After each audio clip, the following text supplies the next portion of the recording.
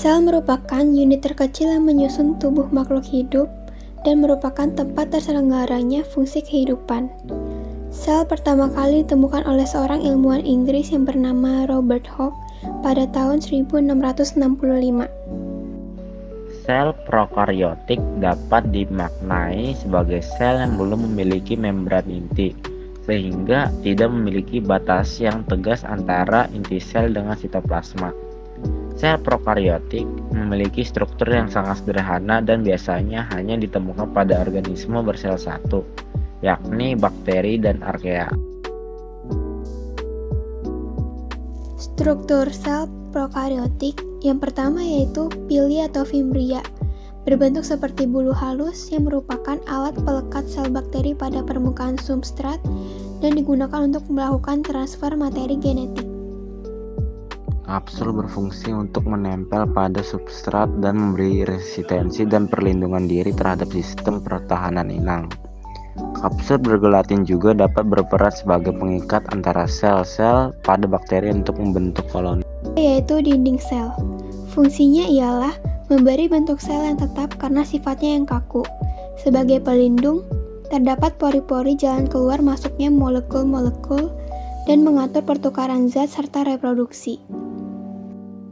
Membran plasma berfungsi sebagai tempat terjadinya respirasi sel sehingga menghasilkan energi yang digunakan untuk aktivitas di dalam sel. Nukleoid berfungsi untuk mengatur genom, mengendalikan aktivitas sel, dan juga mengatur proses reproduksi. Selanjutnya ada sitoplasma, yang tersusun atas partikel berupa material air dan juga protein. Fungsi utamanya ialah sebagai tempat berlangsungnya reaksi metabolisme yang terdapat di dalam sel. Ribosom adalah organel sel yang berukuran sangat kecil dan padat. Fungsinya yaitu sebagai tempat untuk melakukan sintesis protein. Plasmid adalah molekul DNA sirkular kecil yang berbeda dari DNA kromosom, yang memiliki kemampuan unik untuk bereplikasi secara independen.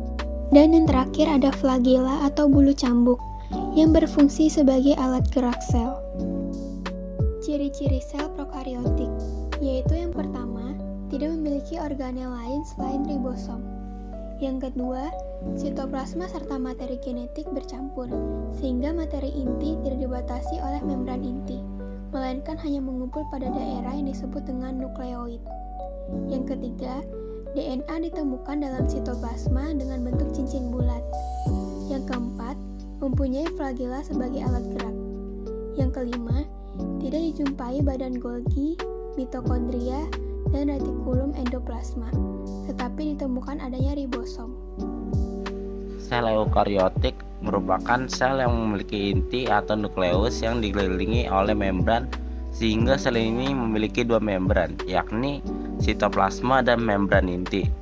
Eukariotik sendiri berasal dari bahasa Yunani, yakni eukariotik yang berarti inti. Struktur dari sel eukariotik yang pertama yaitu membran sel atau membran plasma, yang membatasi bagian dalam sel dengan lingkungan luar, berfungsi sebagai reseptor atau penerima rangsang dari luar, dan sebagai tempat terjadinya reaksi biokimia. Lalu ada sitoplasma, yaitu cairan yang mengisi sel yang mengandung berbagai zat yang koloid. Fungsi kehidupan utama berlangsung di sitoplasma. Selanjutnya nukleus atau inti sel. Struktur nukleus terdiri dari yang pertama selaput nukleus atau membran inti, yaitu membran ganda yang menyelubungi nukleus, berpori-pori dan bersambungan dengan retikulum endoplasma. Lalu ada nukleoplasma. Nukleoplasma merupakan cairan inti. Lalu ada kromatin, nampak seperti benang-benang, merupakan materi yang terdiri dari DNA dan protein, dan akan tampak sebagai kromosom individual ketika sel membelah. Fungsi nukleolus adalah mensintesis berbagai jenis molekul ribonukleik acid atau RNA yang berfungsi dalam proses perakitan ribosom. Fungsi lainnya adalah untuk membangun ribosom dan terlibat di dalam proses sintesis protein. Fungsi ribosom sendiri adalah sebagai salah satu tempat untuk melakukan sintesis protein atau pembentukan protein. Badan Golgi berfungsi untuk membantu proses pembentukan membran plasma yang berasal dari kantung atau membran Golgi. Mitokondria memainkan peran penting dalam pembentukan energi metabolik. Mereka bertanggung jawab atas sebagian besar energi berguna yang berasal dari pemecahan karbohidrat dan asam lemak yang diubah menjadi ATP melalui proses fosforilasi oksidatif. Lisosom merupakan kantong terikat pada membran berisi kandungan enzim hidrolitik.